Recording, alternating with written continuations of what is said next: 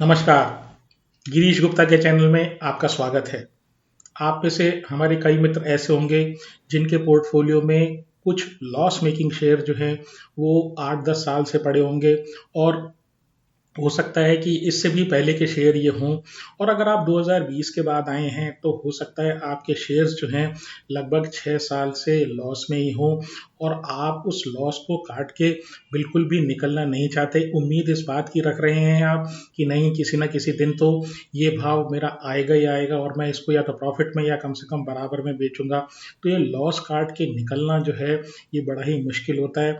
लेकिन अगर कंपनियों की बात करें तो वो कंपनियां जो अपने बिजनेस को जो समय के साथ परिवर्तन नहीं कर पाती, अपने लॉस मेकिंग बिजनेस को हटा नहीं पाती, बेच नहीं पाती, खत्म नहीं कर पाती, तो उनका हाल बड़ा बुरा होता है और वो कंपनी सरवाइव ज़्यादा टाइम के लिए नहीं कर पाती। तो आज की वीडियो में हम बात करेंगे एक ऐसी कंपनी की जिसने अपने बिजनेस मॉडल को कंप्लीटली समय के अनुसार परिवर्तन करके एक नया बिजनेस मॉडल इसने तैयार कर लिया है।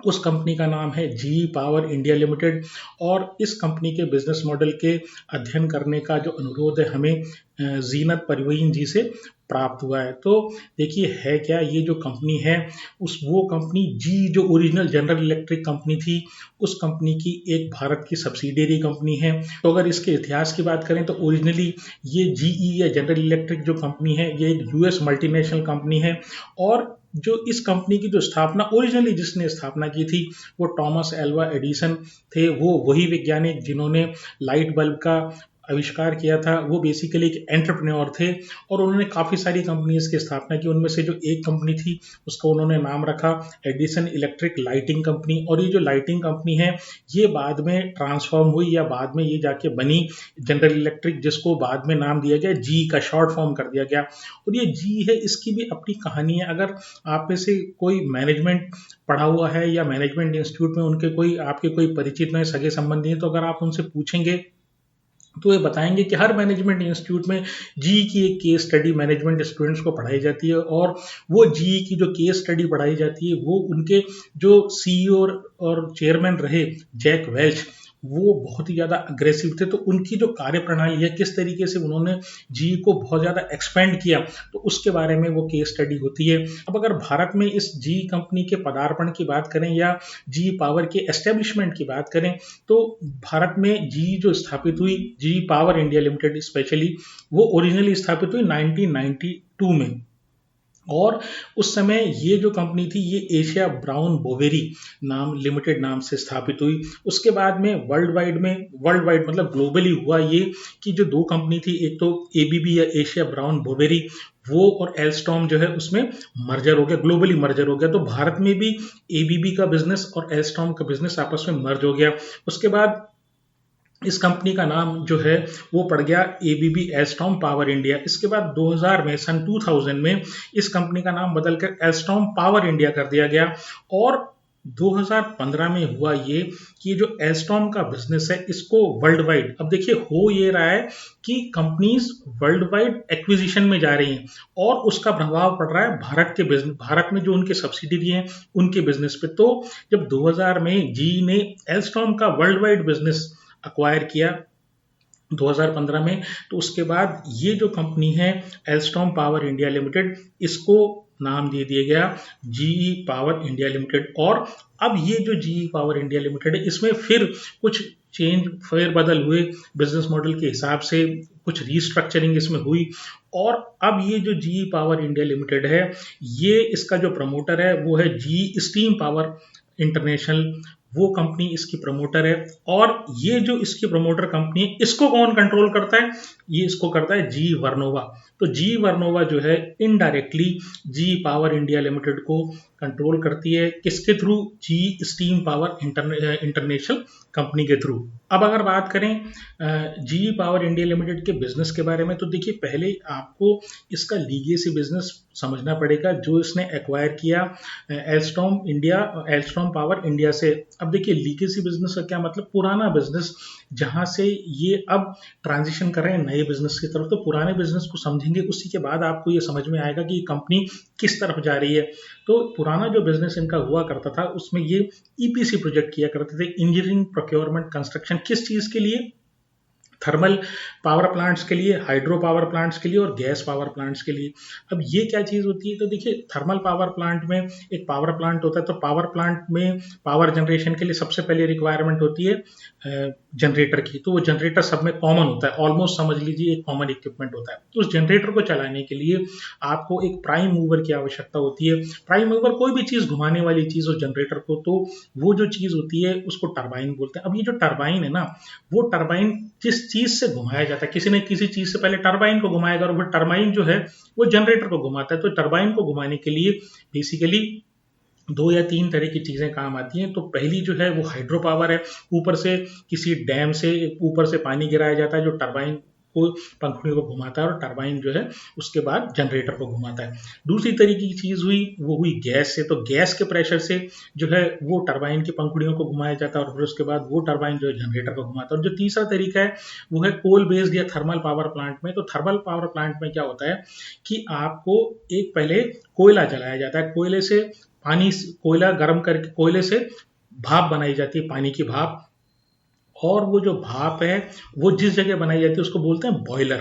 तो बॉयलर में जो भाप बनाई जाती है, बॉयलर के थ्रू एक स्पेशल तरीके का टरबाइन होता है जिसको स्टीम टरबाइन या भाप का टरबाइन कहा जाता है। तो भाप के टरबाइन से ये ये जो जनरेटर है ना उसको घुमाया जाता है। तो तीन तरह की चीज हो गई, हाइड्रो पावर प्लांट से रिलेटेड इक्विपमेंट, दूसरा थर्मल पावर प्लांट से रिलेटेड इक्विपमेंट, और जो तीसरा है वो है गैस पावर प्लांट से रिलेटेड।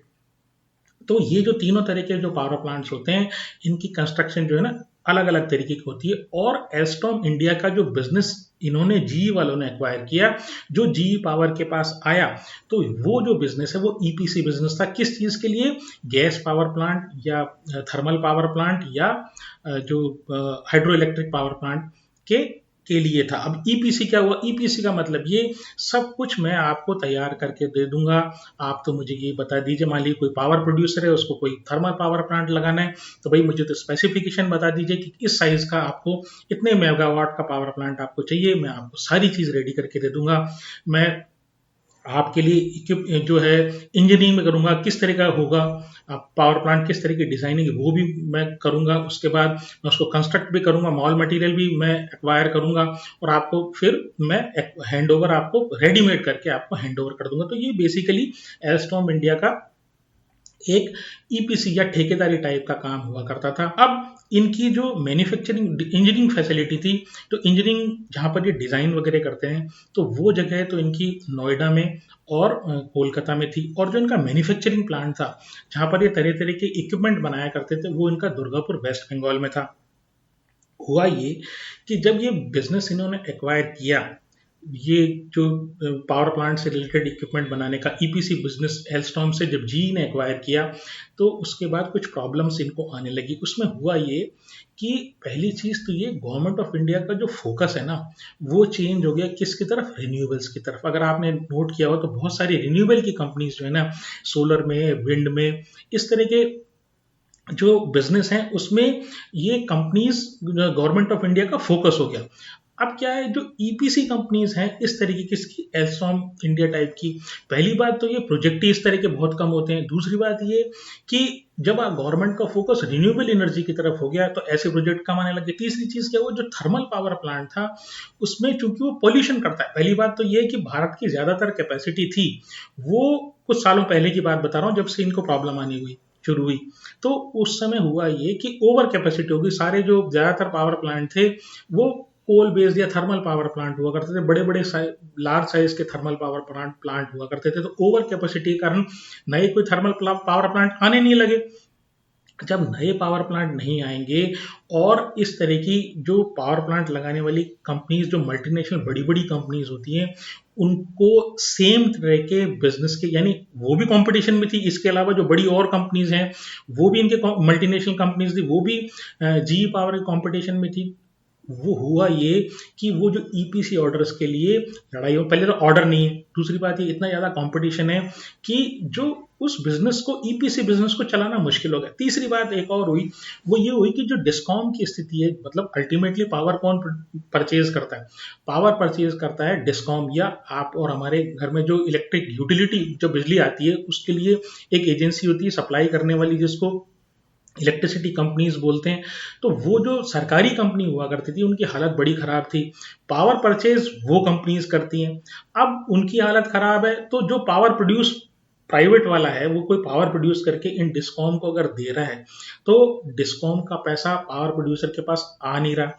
जब पावर प्रोड्यूसर के पास वो नहीं आ रहा, पावर प्रोड्यूसर के पास पैसा नहीं आ रहा, तो होता क्या है कि जो ईपीसी कॉन्ट्रैक्टर है उसको भी या तो डिले पेमेंट होगा, या जो नए पावर प्रोड्यूसर होंगे वो ये कहेंगे यार रहने दो यार, ये ईपीसी वाले में मतलब मैं पावर प्रोड्यूस करने का प्लांट लगाऊंगा ना तो मेरे लिए तो झंझट ही झंझट है, पैसा तो आने वाला है नहीं, तो मैं काय को, ये मतलब अनवायबल टाइप का प्रोजेक्ट है मेरे। तो जब पावर प्रोड्यूसर जो है वो प्रोड्यूस नहीं कर रहा है, वो इच्छुक नहीं है नया प्लांट लगाने में, थर्मल पावर में ऑलरेडी मारा मारी है, तो और सोलर पावर और विंड पावर जैसे रिन्यूएबल पावर से कंपटीशन है, तो इनका जो बिजनेस था ना, यानी जी पावर इंडिया वालों का जो बिजनेस था ना, ये एक्चुअली एक लॉस मेकिंग बिजनेस हो गया। और हुआ ये कि FY23 में इनका जो जो एबिटा था वो नेगेटिव हो गया। अगर सरल भाषा में एबिटा को समझें, इसका मतलब ये कि अगर जैसे अपन कहते हैं ना दुकान में कि भाई इसकी सेल इतनी है ही नहीं, इस दुकान की सेल इतनी नहीं है कि ये आदमी जो है, ये दुकानदार जो है ना अपना दुकान का खर्चा भी निकाल ले, यानी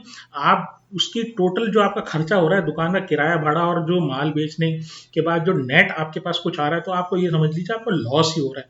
तो एक तरीके से FY23 में स्थिति ये हुई कि ये जी पावर इंडिया लिमिटेड जो है वो अपनी दुकान का खर्चा भी नहीं निकाल पा रहा था, ऐसा बिजनेस हो गया। अब हुआ ये, इसके बाद मैनेजमेंट ने ये डिसाइड किया कि भाई ये बहुत हो गया, अब ये हम नहीं करेंगे। ये जो बड़े लॉन्ग जेस्टेशन वाले यानी लंबे, भाई कोई भी ईपीसी बिजनेस आप करेंगे, कोई एक पावर प्लांट लगाएंगे तो ये तो है नहीं कि मैंने आज पावर प्लांट लगाया तो वो तुरंत मेरे को पैसा देने लग जाएगा, कि भाई वो उसमें लगते ही पहले तो 4 5 6 साल तो कम से कम लगते ही हैं, उसके बाद धीरे धीरे पैसा आता है, प्रोजेक्ट एग्जीक्यूशन रिस्क होता है, लार्ज कैपिटल उसमें रिक्वायर्ड होती है। तो आप जब लार्ज कैपिटल, पहले ईपीसी कॉन्ट्रैक्टर जो होता है जैसे एल्स्टॉम टाइप का जो कॉन्ट्रैक्टर होता है या जो जीई पावर टाइप का कॉन्ट्रैक्टर होता है, पहले तो अपनी जेब से पैसा लगाएगा, उसके बाद वो प्रोजेक्ट एग्जीक्यूट करने के बाद ही तो उसको पैसा मिलने वाला है। तो इन्होंने जीई पावर वालों ने ये कहा यार ये झंझट बड़ा ही, ये तो बड़ा ही लफड़े वाला काम है, इससे हमको निकलना चाहिए। एक और जो प्रॉब्लम इनको होने लगी वो ये हुई कि इन्होंने एक जेपी पावर और BHEL के साथ एक कॉन्ट्रैक्ट किया। हुआ ये कि जेपी पावर जो है वो एक बड़ा थर्मल पावर प्लांट लगा रहा था, उसका उन्होंने ठेका दिया BHEL को, और उस BHEL ने सब कॉन्ट्रैक्टिंग कर दी ये जीई पावर वालों को। अब हुआ ये कि उस प्रोजेक्ट में किसी कारण से डिले हो गया, और उस डिले के कारण हुआ ये कि कॉस्ट जो है ना, इन्होंने, भाई ये सब कॉन्ट्रैक्टर थे तो उन्होंने प्रोजेक्ट को चालू कर दिया, मतलब चालू करने से उसको उसमें ईपीसी का काम शुरू कर दिया।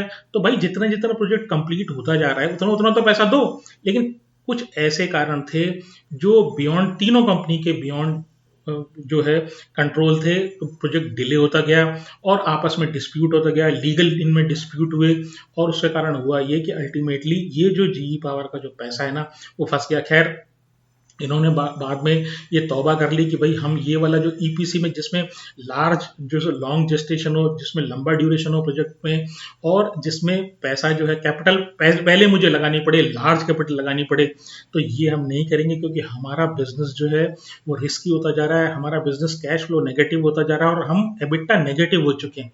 तो इसके बाद हालांकि ये बात है कि इन्होंने, इनका जो पैसा है अभी रिसेंटली इन्होंने 340 करोड़ में सेटलमेंट हो गया, 340 करोड़ जी पावर के वालों के पास आ गया है। ये लेटेस्ट पोजीशन मैं आपको बता रहा हूँ। खैर ये जो सारी झंझट हुई कि ना तो गवर्नमेंट जो है वो इंटरेस्ट ले रही थी बड़े पावर प्लांट में, स्पेशली कोल पावर प्लांट को सैंक्शन करने में, ना जो प्राइवेट प्लेयर से वो अपनी जो नए पावर प्लांट को लगाने में इंटरेस्टेड थे, और मतलब रेगुलर वाले जो कन्वेंशनल पावर की बात मैं कर रहा हूँ, और गवर्नमेंट का फोकस जैसे मैंने बताया रिन्यूएबल की तरफ गवर्नमेंट का फोकस हो गया था, तो इन्होंने अपनी बिजनेस स्ट्रेटेजी चेंज कर दी। तो पहली चीज़ तो इन्होंने ये की कि FY25 में स्लम सेल के थ्रू इनके जो लॉस मेकिंग हाइड्रो और गैस से रिलेटेड जो ये प्रोजेक्ट करने वाले जो इनके डिवीजन थे उनको उनको स्लम सेल के थ्रू बेच दिया।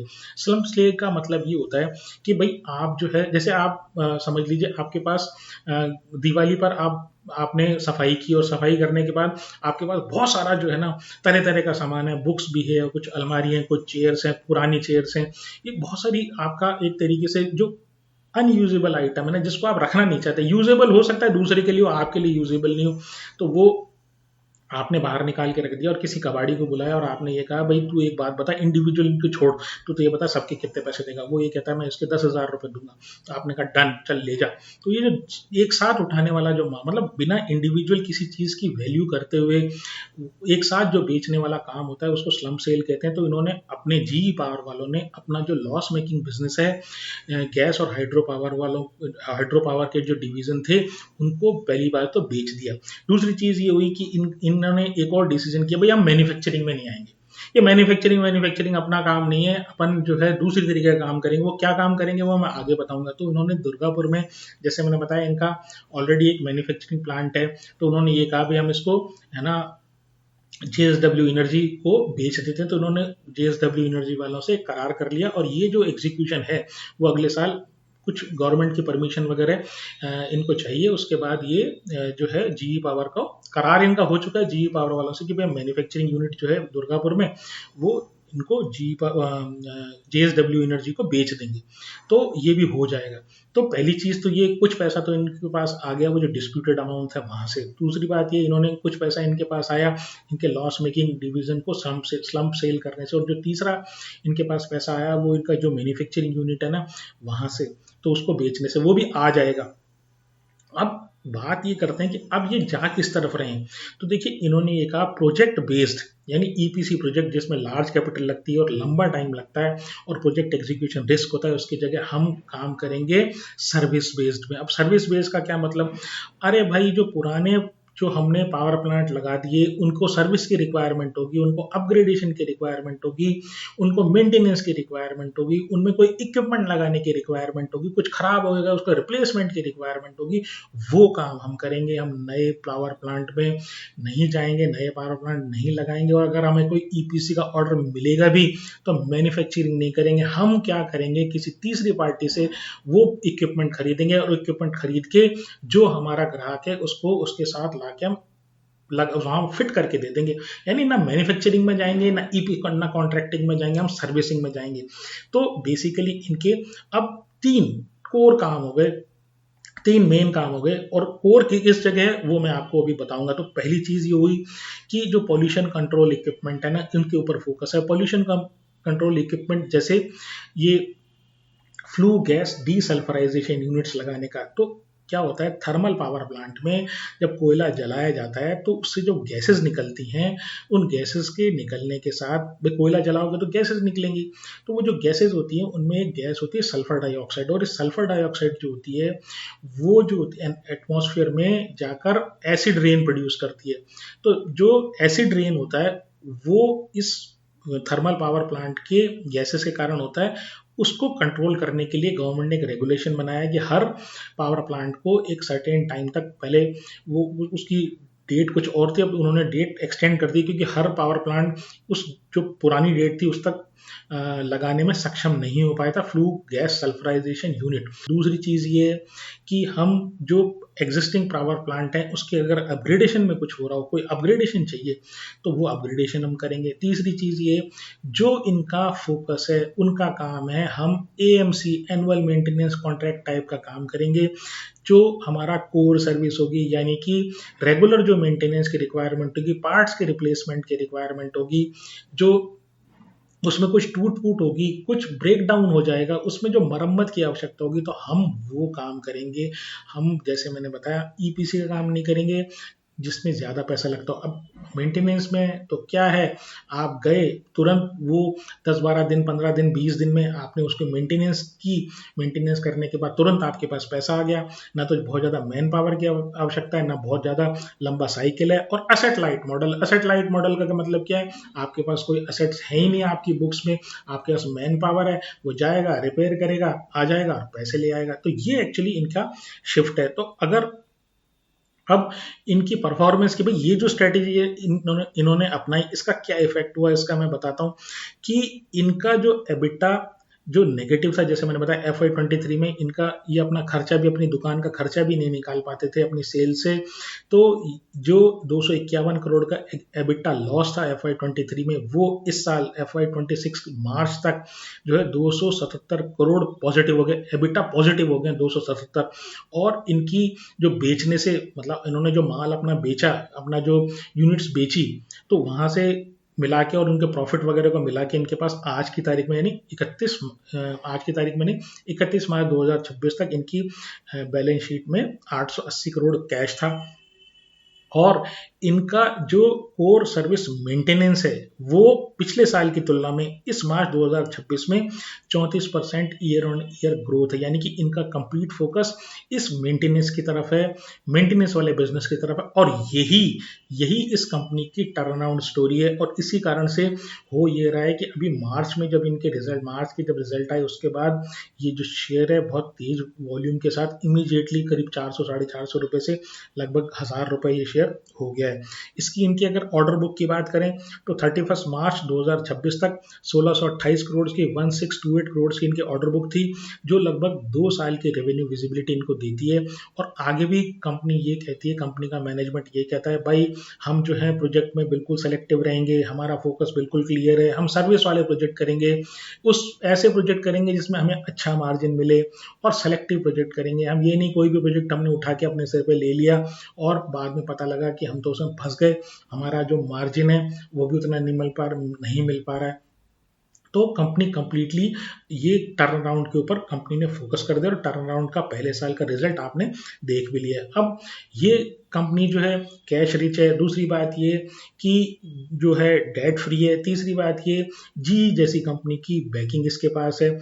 तो फिर प्रॉब्लम क्या? प्रॉब्लम है कंपटीशन। ऐसी जो और कंपनी है जो पहले ईपीसी प्रोजेक्ट में हुआ करती थी, इनके जो कॉम्पिटिटर वो भी सर्विस और मेंटेनेंस वाले उसमें आ रहे हैं।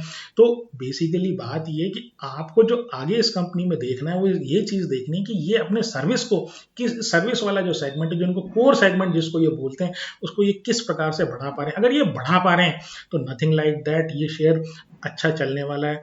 तो मार्केट कैप की बात करूं तो 6640 6640 करोड़ का इसका मार्केट कैप है। डेट टू इक्विटी, हर 100 रुपए की इक्विटी पर मात्र 3 रुपए का कर्जा है, नेग्लिजिबल डेट है। आरओई जो 77.7 है, वो बेसिकली जो कैश इनके पास है उसका कुछ एडजस्टमेंट है। आरओई को बहुत ज्यादा कंसीडर आप मत कीजिए। हाँ, पी जो है, प्राइस टू अर्निंग रेशियो, वो फिलहाल इनका 19 है। पिछले 12 महीने की जो सेल है, क्योंकि टर्न अराउंड अभी कंपनी ने, इसलिए 12 महीनों का कंपैरिजन ले रहे हैं। पिछले 12 महीनों उनकी जो सेल है वो 21% बढ़ी है, और जो प्रॉफिट है वो 72% बढ़ा है। प्रमोटर के पास जो, जैसे मैंने बताया कि जो प्रमोटर है वो इनका जी वर्नोवा है, वो जो दूसरी कंपनी जी वर्नोवा की, उसके थ्रू जी पावर इंडिया लिमिटेड को कंट्रोल कर रही है। तो जो प्रमोटर है तो उसके पास 68.38% है, एफआईआई के पास 1.26% है, जो पिछले क्वार्टर के कंपैरिजन में अभी लगभग 1% बढ़ा है। जो डीआईआई है, उनका जो स्टेक है वो 1.13% है, वो भी करीब करीब 1% बढ़ा है पिछले क्वार्टर के कंपैरिजन में। लेकिन जो पब्लिक के पास है वो 28.65% है, वो 2% कम हुआ है। और ये जो 2% कम हुआ है वो एफआईआई और डीआईआई ने खरीदा है। तो अगर वीडियो को समराइज करें तो देखिए, बहुत शानदार कंपनी है, प्रमोटर में कोई प्रॉब्लम नहीं है। कैश कैश अब उस कंपनी के पास सफिशिएंट आ गया है, मैनेजमेंट कंप्लीटली फोकस्ड है। जो मार्जिन जहां मिलेगा, अच्छा मार्जिन जहां मिलेगा, वो प्रोजेक्ट करेंगे, वरना नहीं करेंगे। तो मैनेजमेंट की स्ट्रेटेजी बिल्कुल क्लियर है, फोकस मैनेजमेंट है, कंपनी अच्छी है। लेकिन इसका भाव जो है रिसेंटली बहुत तेजी से बढ़ गया है। डायरी में नोट आप करें, अच्छा लेवल आए तो अपने फाइनेंशियल एडवाइजर से पूछें, और उसके हिसाब से, उनकी सलाह से, एक स्वतंत्र अध्ययन करने के बाद आप अपना खरीदने या बेचने का कोई निर्णय लें। मेरी इस शेयर में या किसी अन्य शेयर में खरीदने या बेचने की कोई राय नहीं है। अगर आपको मेरा प्रयास पसंद आया हो तो चैनल को सब्सक्राइब करें, वीडियो को लाइक करें और शेयर करें। नमस्कार, धन्यवाद, जय हिंद।